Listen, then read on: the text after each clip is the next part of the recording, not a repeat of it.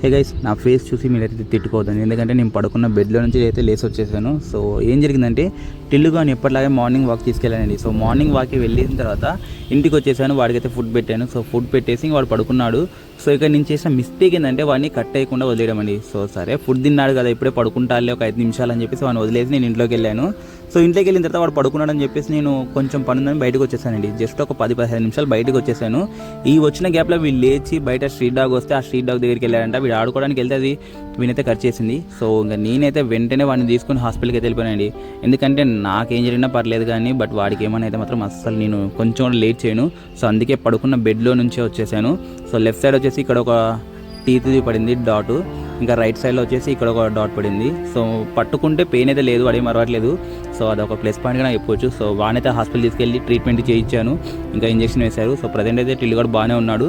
So సివియర్గా కాకుండా కొంచెం లైట్గానే పడింది, బట్ ప్రజెంట్ కూడా అయితే బాగానే ఉన్నాడు, యాక్టివ్గా ఉన్నాడు. ఇంజెక్షన్ వేశారు. సో టిల్లు కూడా అయితే now better. And thank you so much for your love and support guys. Thank you so much. ఇంత డ్యామేజ్ చేసిన ఆ స్ట్రీట్ డాగ్ని కొట్టాలా లేకపోతే వదిలేయాలా మీరే చెప్పండి. వదిలేద్దామని నేను కూడా అనుకుంటానండి, కానీ అది ఇలా చేసింది కానీ నెక్స్ట్ టైం వేరే వాళ్ళకి చేయదు, వేరే డాగ్స్కి చేయదని గ్యారెంటీ ఏంటి? సో అందుకే అడుగుతున్నాను. సో దాన్ని ఏం చేద్దాం మీరే చెప్పండి, మీ మాట వింటాను. ఓకే.